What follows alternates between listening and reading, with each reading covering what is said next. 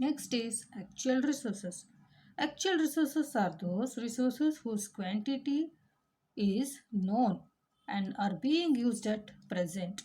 Whereas potential resources, we don't know how much quantity is available at present.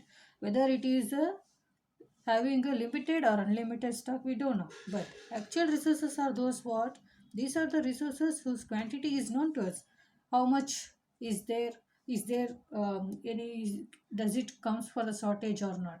That you can estimate.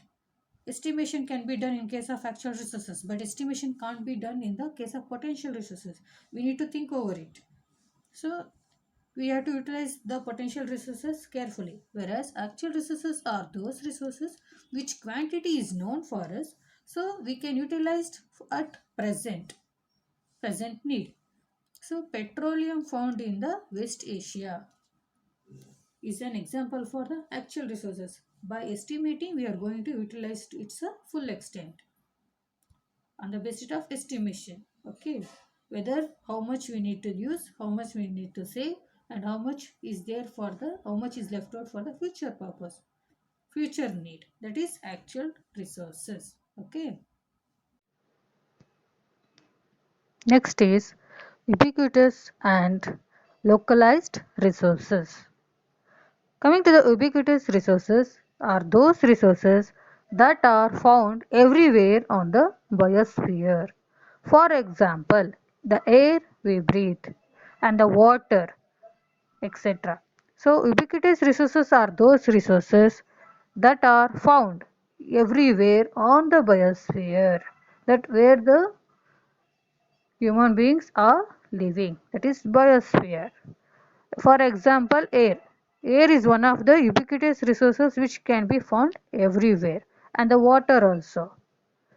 Next, localized resources. What is localized resources? Localized resources are those resources which are found only in certain places, certain region. For example, iron ore, copper, petroleum. Why? Because they are telling these resources are found only in certain places.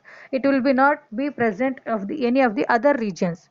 Particular place or the particular region, it will be covered up by certain resources. Everywhere it not be present. That's why they are telling localized resources are those resources which are found only at a certain point of places or the regions, like iron ore, copper and petroleum. Okay. So dear students, we saw the classification of the resources, and one more classification is human resources that we'll see. So as I said, the next one is human resources. So human beings are the one of the greatest resources along with the other natural resources which are present on our earth. With the help of their knowledge, skill and technology and thinking capability, they are making the best utilization of the natural resources in many ways. So they convert the raw materials into finished goods and make the useful products. So dear students, as I was telling about the human resources, so because of the education and the good health, it has helped the humans to become valuable resources. And coming to the human resources, these resources that are created by human beings using their skills or knowledge are called human made resources. Example roads, railways, buildings, tools, and machines. These are all created by humans with the help of the natural resources which are present in our environment.